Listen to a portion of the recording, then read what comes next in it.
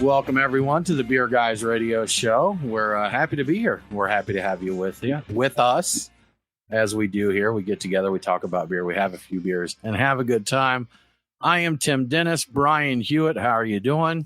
I'm doing fantastic, Tim. How are you? I am doing very, very well. And Mike Nate, how are you today? I'm doing very well, thank you. Good. I'm a little scratchy today, guys. A little scratch. I actually took a couple hours of sick time at work this week and just laid down, took some meds and that. It felt like a cold or allergies have kind of been on and off coming at me this week. Anybody else experiencing that? Well, it is Brian, pollen. It's getting to be pollen season, so remember, it's starting to get polleny. The hanging yellow dust of death is coming our way. Yeah, I tried to get it. Had a hot cup of this ginger drink that's supposed to help your voice and that, because I don't want to be all scratchy on here, but I'm doing the best that I can, y'all. I am doing the best that I can. Brian, fun fact, Nate, how old are you? 34. You are 34. Okay, so Nate, while he was in his bassinet, would have probably been listening to this album. This week, Brian, R.E.M's Out of Time turned 33. Isn't that crazy? I can't believe that was 33 years ago. You know, I was thinking, though, when I saw that news earlier, that R.E.M. is probably one of the groups that listen to their music most does a job of transporting me to that time and place. Like, I can feel it. I can feel what was going on, the partying, just the vibe there of that time period when R.E.M. was hot stuff. I definitely get that from them as well. There's a few bands that do that for me, but there's definitely a feeling of that era for me. Back in the era wherein MTV was a big deal and it played music videos and not much else, and you could sit there and watch them for hours because that was the most interesting thing you could do with your time, especially, being a young kid. So, Yeah. That would have been, I believe, I may have had some of their stuff on cassette. I'm almost sure I had some of their stuff on cassette, but I know I had them in the 630 CD disc catalog that you flip through like a notebook. Yes. I know I had them as part of that. What's your favorite R.E.M. song, Brian? Oh, favorite overall? Losing My Religion probably is still honorarily my favorite, because it's the one that introduced me to them. It's the one I fell in love with. I still very much like that song. In practically speaking, I might not play it nearly as often as some other stuff. I got to know R.E.M. from this album, from Out of Time. I went back and listened to Green a fair amount. I didn't listen to a lot of the earlier stuff beyond that, a little bit in like mixed situations, but a lot of R.E.M. fans didn't like the Monster album. I loved Monster. I played the heck out of that too. So I loved Out of Time and I love Monster. So I think that makes me a bit of an anomaly. I did like the earlier stuff as well when I hear it, but it's a playlist type of situation when I hear the earlier stuff. I'm big. What's the Frequency, Kenneth? That's definitely mine. The one I burn up the most. I like Finest Work Song a lot. That's a good one as well. And Harbor Coat, a little different flavor for them, but also a good tune. So now, Nate, not exactly your time period, but do you know anything about R.E.M.? You a fan? So I've listened to more R.E.M. around you two boys than I have on my own. I was thinking, if you were to ask me what my favorite R.E.M. song, what would it be? And the only one I could come up with, not favorite, just the only R.E.M. song I could come up with on the spot was It's the End of the World as We Know It. And so I'm going to say that's my favorite, because that's the only one I can think of. That's the one I know, so that's the favorite. That works. That's fine. But Brian, I think relevant to a beer tie-in here, I'll throw this out. We have a beer. Nate, do you have this one too? The 99 Experiment? I was not able to get it on short notice. So in the late 90s here in Atlanta, there was a radio station called 99X that was the alt-rock station. I believe not only in Atlanta, but got a lot of press around the country. They had the Morning X. They did all kinds of fun stuff.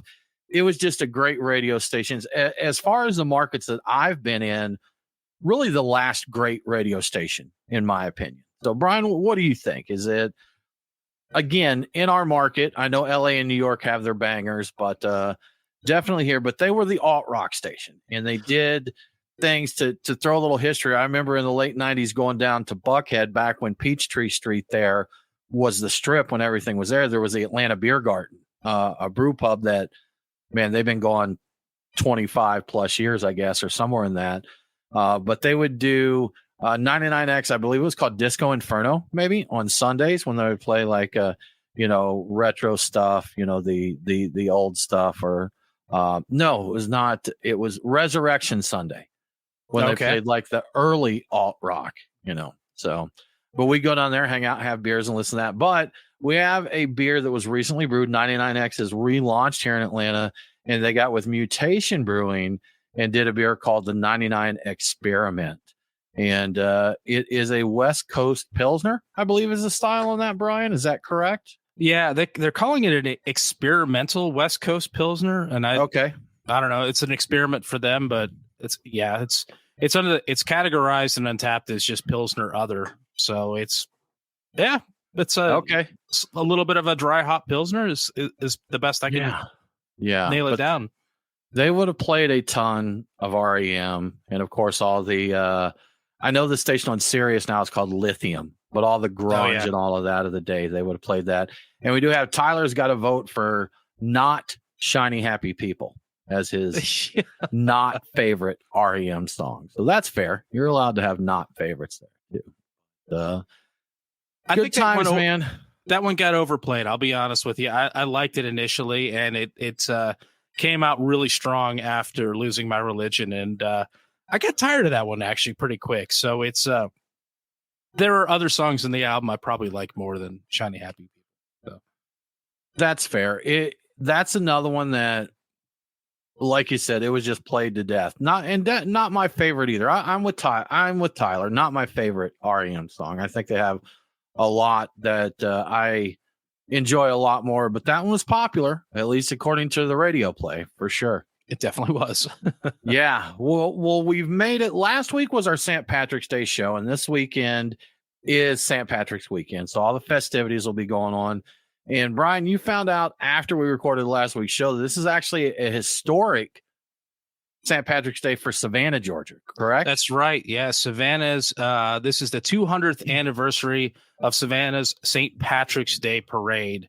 And they'll be holding it on Saturday when the show drops, and they've already lit up their city hall in bright green lights to mark the occasion. So, yeah, that's I figured it was worth a shout out because they are, I think, the third largest. They claim to be the third largest after New York and Chicago, I believe, are the ones that are ahead of them. So it's not trivial. So what is that? 1824 is when they started this up, I guess. That's crazy to think about. The math checks out, bro. Does it check out? It does check out. Yeah. Doing math on the fly while I'm drinking beer is just not one of my strong suits. I'm glad it worked out.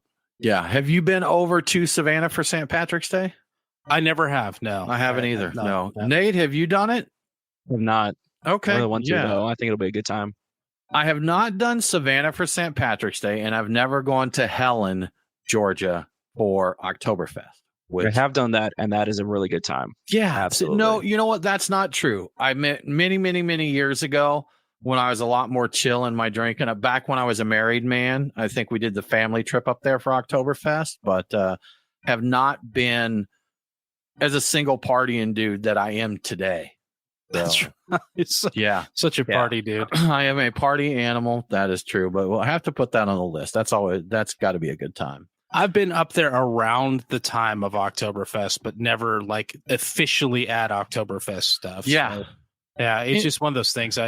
I'm not huge into crowds. That's part of it, but I like the festivities. I like the feeling of it all, but yeah, I like a more chill situation myself. One of my coworkers is headed over to Ireland tomorrow, and she's going to be in Dublin for the parade. She's going to attend the parade there on St. Patrick's Day and stuff. So she's pretty stoked. I got to say, if you got to deal with the crowd, that St. Patrick's Day in Dublin would be one that would get a pass, to do that. I would definitely go over there and do that. Yeah, for sure. Well, Brian, some legislative news. We try and keep an eye on what's going on around the country. We just recently had our loss here in Georgia, where our beer bill did not move forward, didn't make it out of committee, just died. And that was a multi-year bill. So it's not when it didn't go anywhere last year, They were disappointed, but they're like, you know what? We're making people aware, this and that. We'll come back at it next year. And again, just didn't go anywhere. So that's been a hot button topic, and we've chatted about it a lot. And recently some news came out that Wyoming signed a bill into a law that has some better for small brewers, Brian. So what's the details on this law in Wyoming? Yeah, so it allows small brewers to terminate their contracts with their wholesaler without cause. And small breweries in this case are breweries in or out of state that produce less than 25,000 barrels a year. It removes what requirement that had been there for them to go through a whole lengthy and costly litigation process. It establishes a 45-day window and a fair market value payment to the wholesaler. So they have to buy their way out of their agreement, which if it's a contract, I guess that makes some sense. And it goes into effect January 1st. So good work, Wyoming. Nicely done. This is not an easy thing to achieve, as we've seen here. We've tried this kind of thing several times over the years, and we're not getting anywhere with it at all. And the fair market value payout, I mean, that makes sense. The wholesaler has purchased inventory. If you're trying to get out of there, take your beer with you, then understandable. Removing the lengthy and costly litigation is important, because I don't know the exact details of the way it works in Georgia. I know there are guidelines for severing that distributor relationship, but it's a lot of hoops. I mean, it's not as easy as they want to make you think it is, to make that happen. And Brian, some related news to toss up in this. And an article came out earlier this week from, I forget the name of the paper, but it was Martin Smith of the Georgia Beer Wholesalers Association. He's the executive director of the Georgia Beer Wholesalers Association. And way back in the early days of Beer Guys Radio, Aaron Williams and I, co-host emeritus, as you may say, with Aaron, had lunch with Martin Smith and his PR person. We talked about the discrepancies, between the brewers and the wholesalers. And this is at a time, I don't remember if it was SB 63 or SB 85, but we had bills up in Georgia to change some of the laws. We had a decent lunch, a decent conversation, talked about changes, went on. In the meeting, he commented that he was open to some reasonable changes, and just wanted to protect his business interest. Understandable, whatever. Fast forward to this article that came out last week, and Martin made a lot of claims that, man, I don't want to get hit for libel of slander or anything, but I would like to see some proof to validate the claims and comments that he made in that article. And, commenting that Georgia is the best state for beer, commenting that self-distribution, reforming the franchise law would hurt breweries. And the big one here that they try and throw this out a lot to speak to their, let's face it, the Georgia Beer Wholesalers, that's all. It's a political organization. It's not just a trade organization. But the big one was saying that the current 3-tier system protects the children, Brian. And so he threw that one out there. And the article was written basically where it sounded like they sent him a list of questions and he replied back to them, and they printed that. And that was that. It wasn't like, investigative journalism type things or anything like that. And these things are heard and seen and believed by people. And it makes the fight even worse for Georgia beer, because you throw out, well, this is for the kids, then they're like, oh yeah, we don't want the kids getting alcohol. We don't want that. Saying this is the best state for brewers, saying that changing these laws would hurt the brewers. It's just, it's a tough fight, and making statements that are untrue. Again, if he would validate those statements with any kind of data, I'd be happy to come back on and say I'm wrong. But this isn't unique to Georgia, these kind of tactics from wholesalers.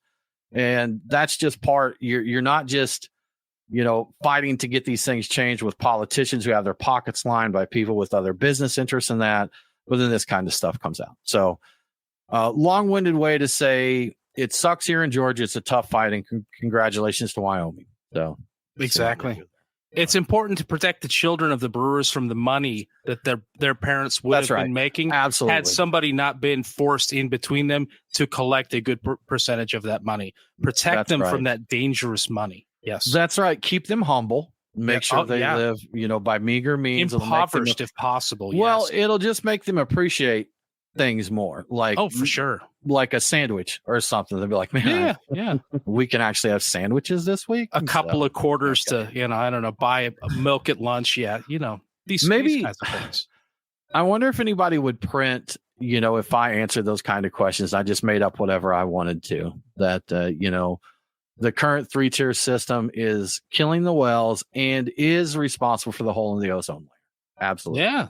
Well, you know what? If you pay a journalist to write that for you, then yes, you absolutely could get that published. Yes. And Brian, I want to add in, when we met with Martin there, Mr. Smith, we invited him to come on the show with Nancy Palmer, who was the executive director of the Georgia Craft Brewers Guild at the time. And we made some concessions that we wouldn't normally make. We told him we let him listen to the show before we launched it because he was afraid it was going to be an attack campaign. That wasn't our intentions at all. We just wanted to have a two-way conversation here on these issues. He initially agreed. A few days later, his PR guy sent an email withdrawing that and commenting that they didn't want to be in a he said, she said situation. Now, of course, if you're both there talking, that's not really what we're talking about here. If you're both having your voice heard. And he also said that we'd made the comment that we had to play to our audience. I will say I don't recall saying that specifically or really anything along those lines, but those were their reasons for not coming on the show. It is difficult to construct your straw men when there are opposing viewpoints in the studio. Yeah. So those straw men, very, very fragile. They need only the most isolated of environments and little to no editing whatsoever of opinions or interjection of other thoughts. No matter how reasonable they might appear, you blow those straw men right over. Absolutely. And terrible. For what it's worth, Brian, you could say, well, you guys are a craft beer focused show. Of course, he doesn't want to come into enemy territory there. That's just, there's just no point in that. It's my understanding that he wouldn't do this anywhere. He wouldn't sit down, one-on-one with Nancy anywhere and have this discussion. So I think that should say a lot, honestly. I think it's interesting that they consider us an enemy, whereas I do not consider distributors an enemy necessarily. I think that there are some that clearly are, but there are ones that I do like, even locally, that I think are models of how they should behave. Frenemy, Brian? Isn't that even if some of them say dumb things on social media, I still like them. Yeah, I still think overall they're a good thing. So. And let's face it, Brian, a lot of these breweries wouldn't be where they are today without their distribution partners. That's absolutely, that's something that we're not going to act like it doesn't exist. The wholesalers and distributors definitely perform a valuable service, and they can be really good partners to the breweries out there. And there are definitely brewers that do have good relationships, but I know a lot of stories where it's not. And a wholesaler absolutely can hurt a brewery. A wholesaler definitely can minimize sales for a brewer. They can put them out of business, and we've seen it happen. Yeah. I mean, there's times when I've heard brewers say that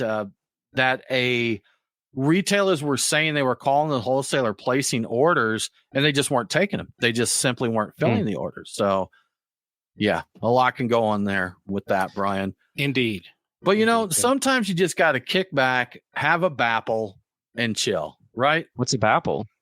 Yeah, it's a good thing you asked that. So I learned this week from VinePair, apparently, that Busch Light Apple, the diehard fans call it Bapple. It has a cult following, despite the fact it has been discontinued since some point in 2022, but it was introduced as a summer seasonal in 2020. And due to overwhelming positive response to it, it became a regular release in 2021. And again, a year later was discontinued and to be replaced by Busch Light Peach, which fans of Bapple say is too sweet and too fake in comparison. So it's kind of nuts. If you look around, there's a lot. There are communities of people that go out of their way to to try to bring it back or to find some of their online petitions that have been created to bring it back with thousands of signatures. There are people that have said that they've sold them for like cases of them for like $60 a case. And I think it's on the low end, because I've seen other people talking about paying whatever it takes and driving hours to buy them if necessary. So there are people that are incredibly dedicated to Bapple. People have been trying to come up with ways to clone it, make it at home. So it's a whole thing, and I just became aware of it this week. I thought it was really amusing. So it's been going on for a while. But my question to you guys, is there a beer Hold like up, that? Hold up. Okay, we need to talk about this. You need a comment on it? Okay. You said that you just discovered it. So that answers my question. You have not tried it, right? No. Okay. I don't believe I've ever had it before. Nate, have you Bappled? So I have not Bappled, but I did look at Untapped to see what people are saying about it in this current year. And a lot of people are drinking Bapple that have born-ons from 2022. And they say it tastes like apple cider vinegar and that it could be reclassified as a sour. And so these are the diehard fans, and they're checking in as like a 4.75 or a 5 out of 5. And these are the diehard fans. If you just go into Untapped and look up Busch Light Apple, they are waiting to show you how much they love this beer. And a lot of the commenters are saying, like, when they check it in, their description, they just say, bring it back. I want to have this beer back in my life. Bring it back. Wasn't there a Bud Light Apple? I think there is. Okay. I'm almost sure I heard that was discontinued, or maybe the Busch Light Apple replaced it. Maybe they just went to a different brand with it.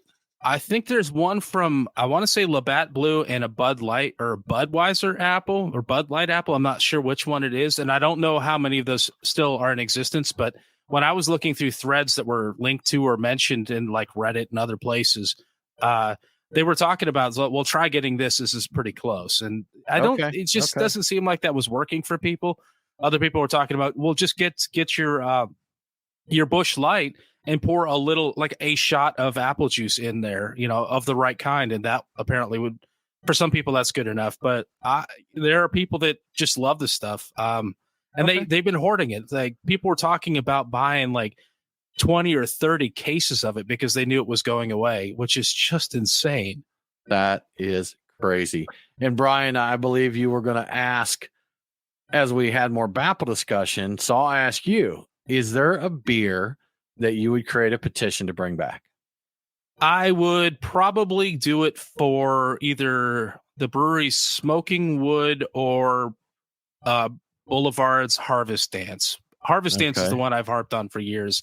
I like wheat wines and I love that beer, and I would do that for their coffee ale as well. I think, those were sentimental favorites of mine, and I just would love to have them back.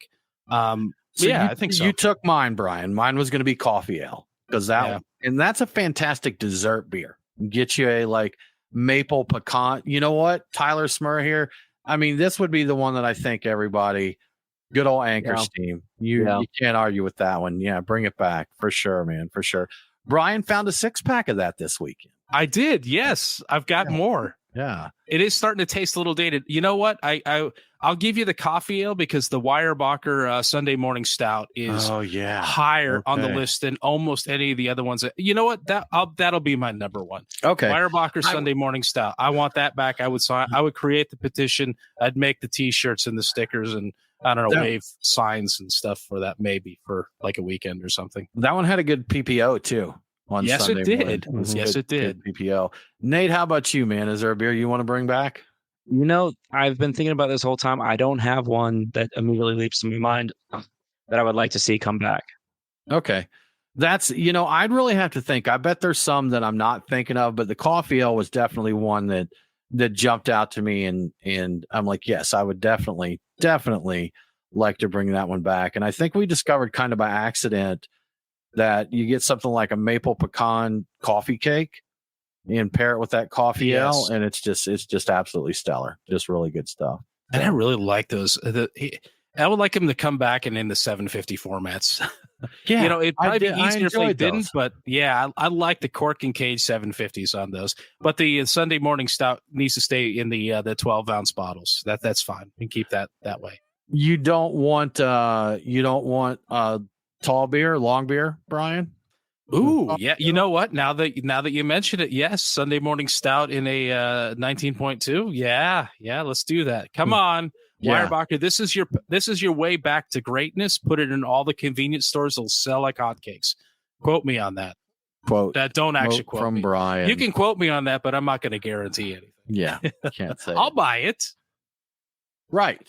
Yeah, we'll buy it. Let's talk here about our beers of the week. We already talked about one. We're drinking the 99 Experiment West Coast Pilsner. Brian, do you listen to 99X now with the relaunch?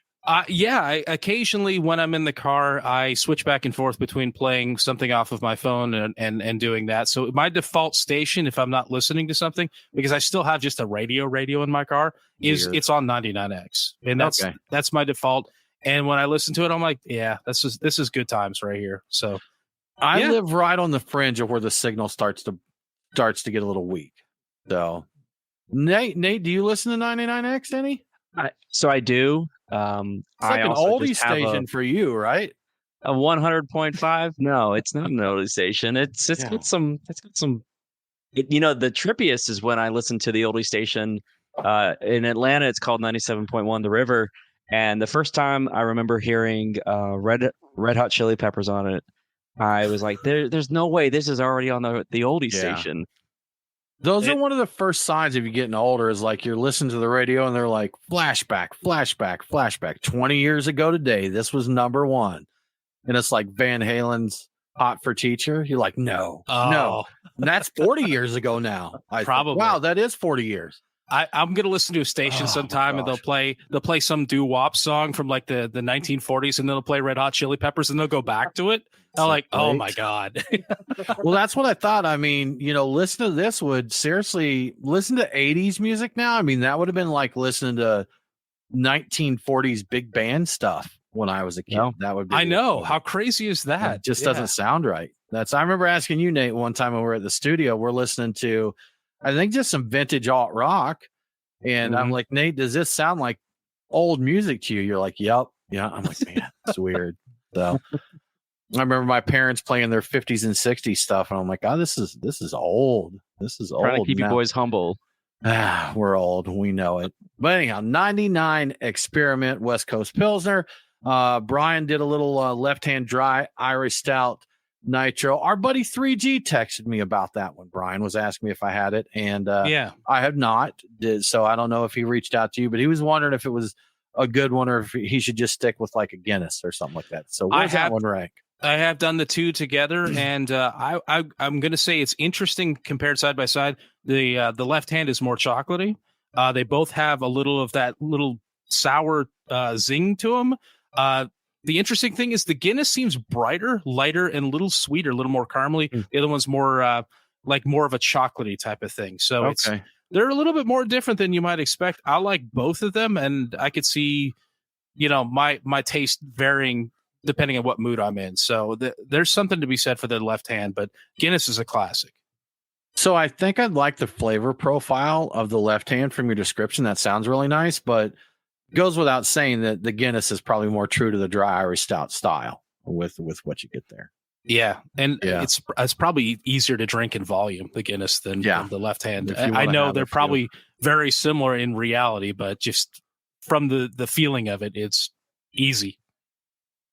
Good stuff, man. And also from Boulevard, Brian, this is another one both you and I have. Dank 7, which is a Belgian IPA. We're both big fans of their Tank 7 Saison. So I'm curious to see how this one does. Our man Mo Mike Nate, a little pregame action from Inner Voice. Electricity is King Dippa. Inner Voice, great newer, not brand new, but newer brewery here in Georgia. From Two Tides, another Georgia brewery, Green, fruited sour. Nate's requisite green beer, pretty dark green on that one too, Nate. So, and heavily on the fruited sour. It's got pineapple, passion fruit, and blue raspberry. Which before the show we talked about how blue raspberry is not a real thing. I was gonna say I think that's probably because red was taken. That flavor was already taken with cherry, strawberry, and fruit punch all fall in that red category, and I guess you don't see a lot of blueberry flavored stuff, so I guess they didn't have to compete with blueberry. to get raspberry out there. So blue raspberry it is, I guess. Mm-hmm. So, and then from Tox Brewing and Nate, I'm not familiar with Tox. Where are they from? You know anything about them? So I don't know anything about them, and they were just at my local shop when I was getting some beers for the show. They're out of Connecticut, out of North Haven. They're part of the 12% crew, which is what Evil Twin is a part of as well. Abomination, I think, is in that 12% family. So Fat Orange Cat's in there too. Fat Orange Cat, I think so. Yeah. But Tox Brewing, Clarachons, Mischief, and Imperial Pastry Stout. So I probably didn't say that right at all, but that's what we have on deck for some drinking today.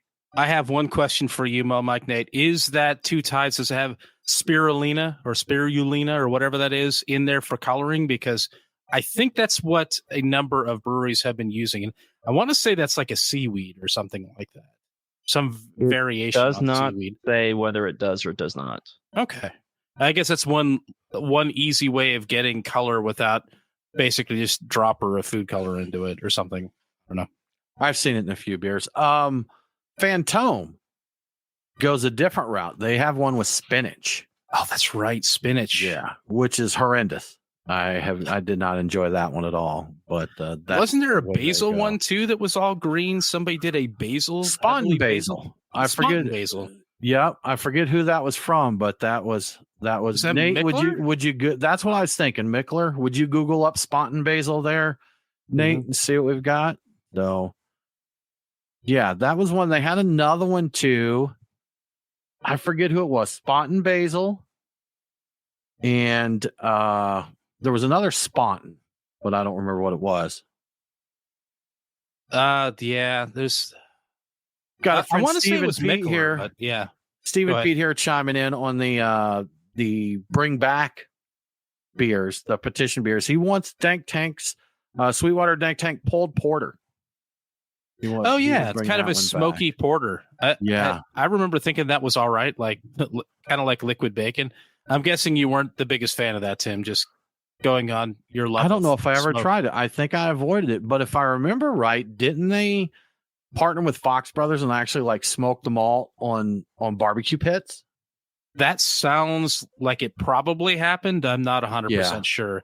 That whole Dank Tank era goes back to before they redid their tap room, and they still had the big guy standing right inside the door at the beginning of the tour. So I remember that. Looks like Abomination Brewing is with us there on Instagram. Guys, are you part of 12% Beer Project? I think so. So Spontan basil is from Lindeman's. Lindeman's blend of 1 to 2 years lambic with fresh basil. Good old Spontan basil. All right. Good stuff, man. Well, Brian, on to the next hot topic here. There was some glassware drama this week on Twitter, I believe. Yeah, there was I think there were multiple rounds of it. It wasn't too dramatic to start off with. Chris McClellan, the brew enthusiast on Twitter or X, whatever you want to call it. He started with a poll about branded glassware, and 65% of people that responded to the poll said it's not important for a brewery to serve their beer in branded glassware. Based on the comments, the people, that were opposed to it seemed like, they were thinking you don't use branded glassware because you lose a lot of it to theft. And what's really important in terms of glassware is just that it's clean and it's the appropriate style or shape for the beer that you're drinking.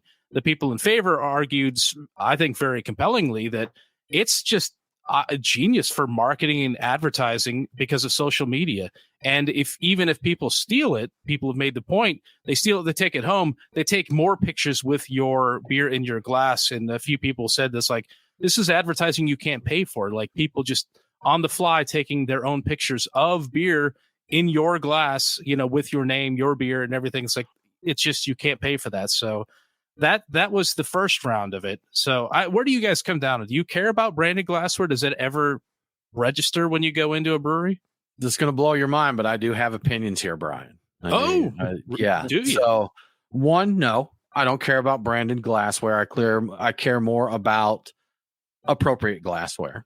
On the theft thing, I'm not sure the marketing that you get out of it offsets the value of stolen glassware, because from what I've heard from brewers, if you have cool glasses and or branded glasses, theft can be pretty substantial.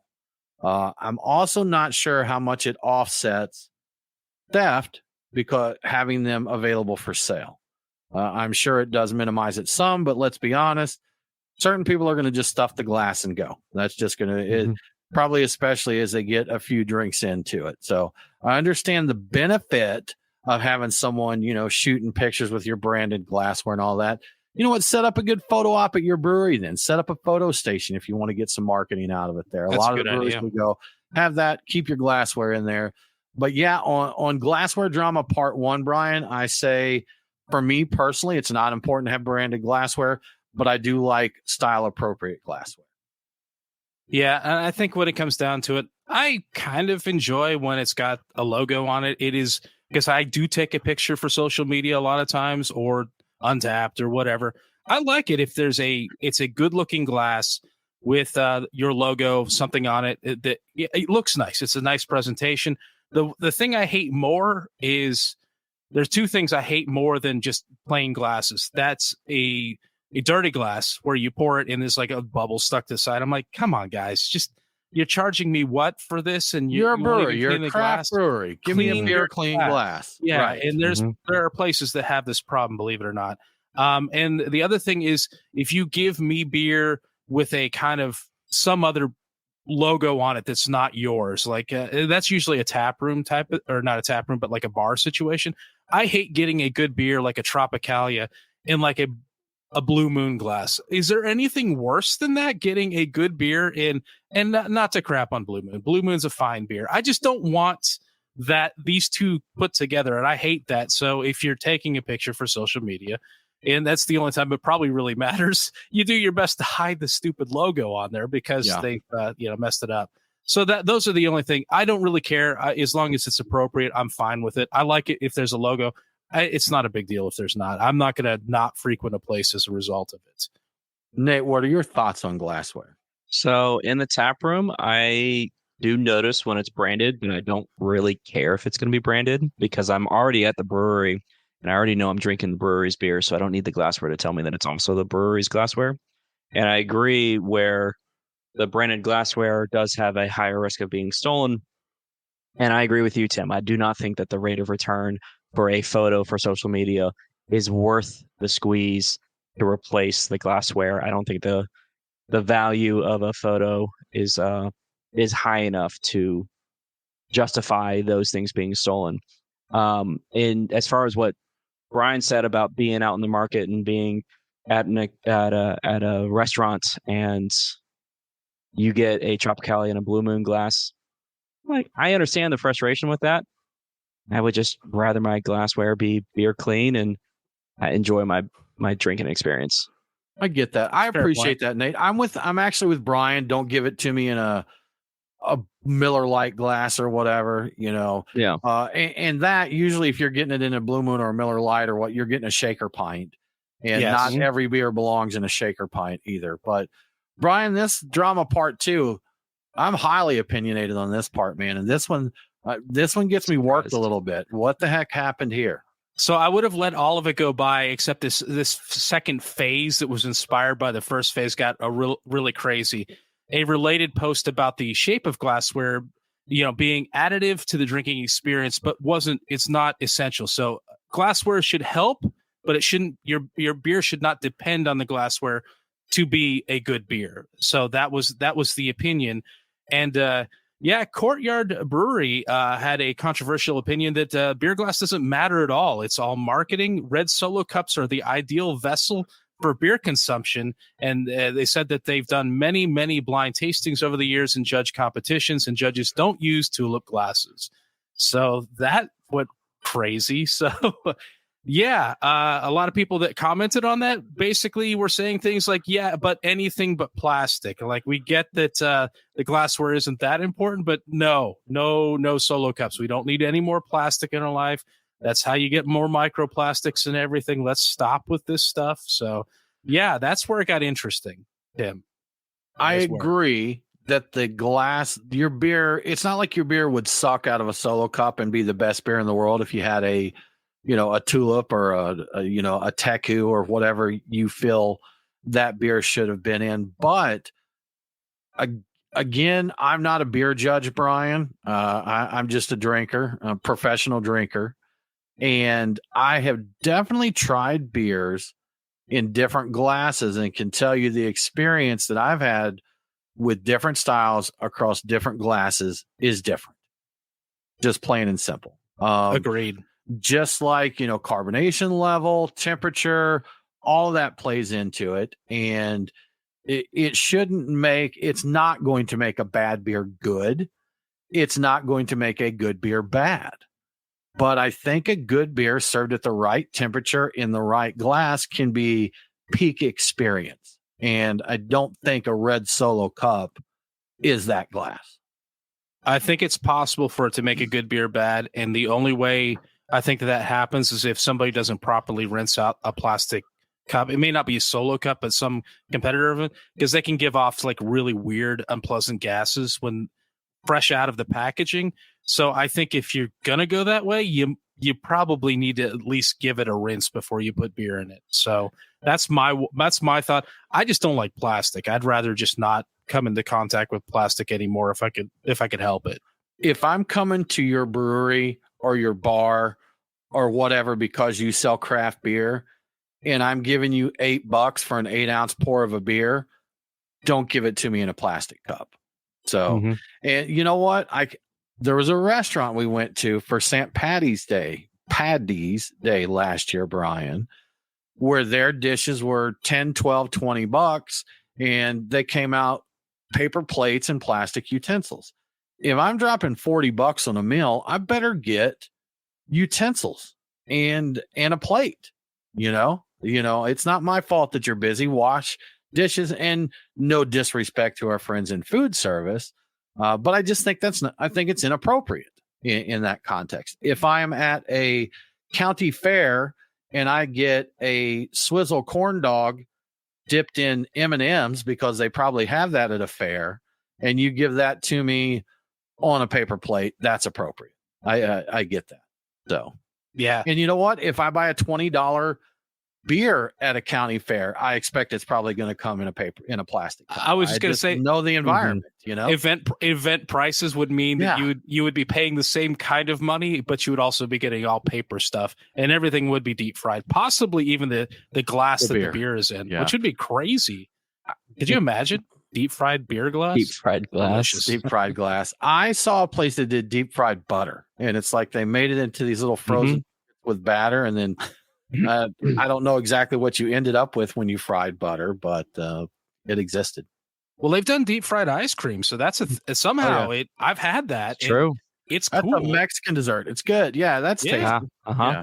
It's still ice cream somehow, even though it's been burnt on the outside. It's some sort of strange. It's like magnets. Nobody knows how those work. No one knows. That's true. No one knows. I do know how fried ice cream works, but I'll leave the wonderment for you there, Brian. I won't take away the magic on that one.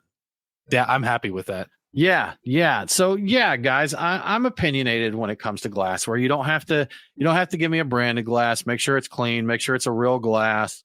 I don't want to get beer in a Solo cup at a brewery or a nice craft beer bar. I think that's not appropriate. If I'm going there for that experience and that, I want a glass. I want a glass. I want my shepherd's pie to come on a nice plate with an actual metal fork. And that Brick Store Pub here in Atlanta, Brian, talking about, they really go all out with the glassware because they do, for all the beers they do have branded glassware for each brewery and beer. And that you get you go there and you get a Belgian beer, you're going to get it in the branded glassware from the brewery. Now, of course, they end up with a ton of glassware. And I think every few years they have a glassware sale because they've got so much there. But it is nice with the experience there. Is it essential? No, but it sure is nice. I love it. Yeah, I love getting a Chimay and a Chimay glass. I mean, how great is that? Orval and an Orval glass. That's the way it should be. Yeah, I agree. Yeah.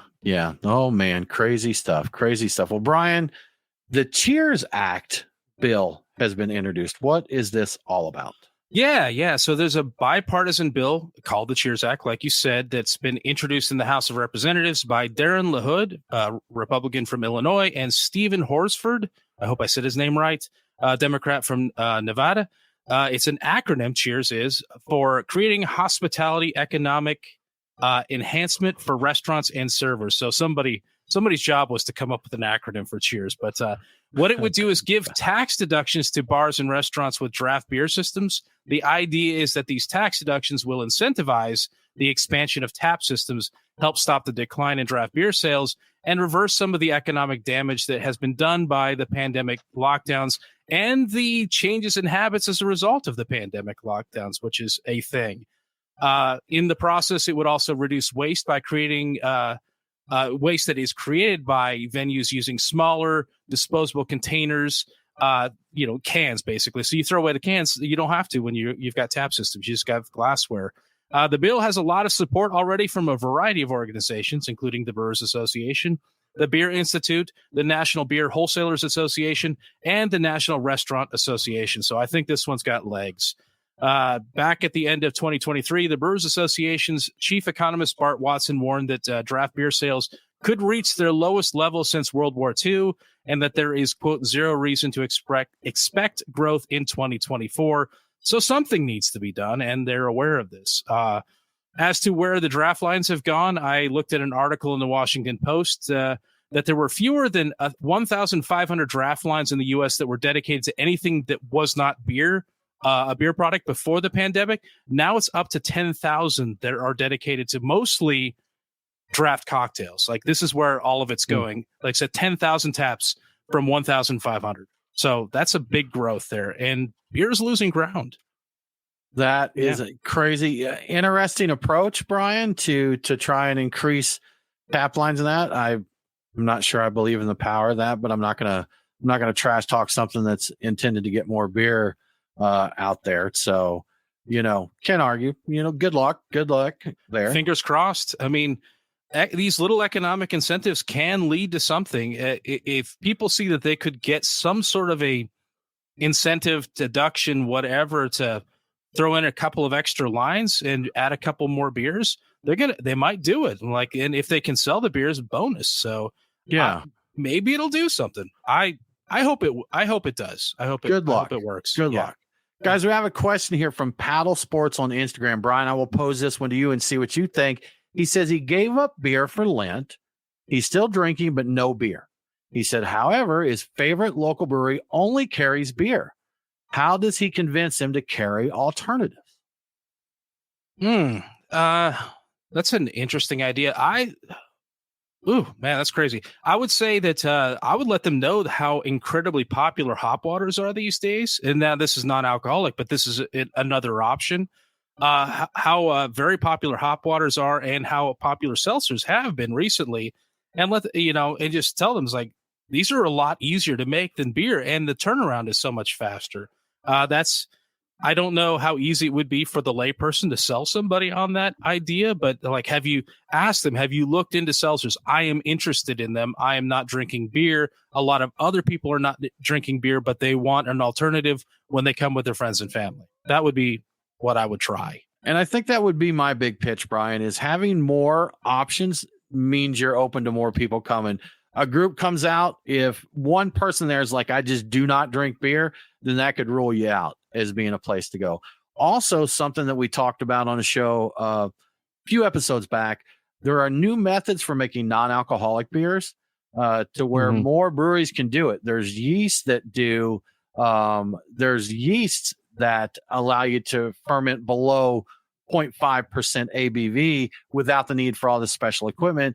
And NA beer is definitely more popular for many reasons. People choose not to drink, alcoholic beer. So that's something, whether, they do wine, a lot of breweries are adding spirits. Like you said, Brian, the hop water, there's a lot of angles you could go. And I think the big play there definitely would be that more choices mean more people can come and enjoy your establishment.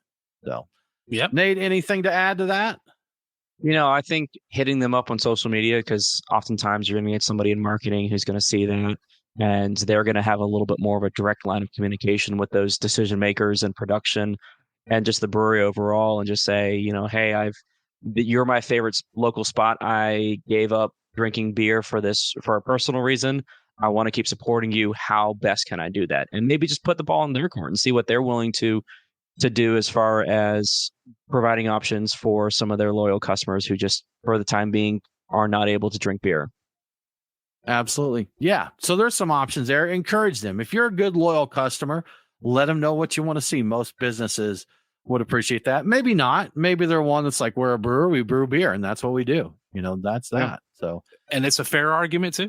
That's a fair argument. Sure enough, maybe so. Y'all, we want to give a shout out to our show sponsors here. Some folks that have been with us a long time. We greatly appreciate it. Of course, Terrapin Brewery Atlanta.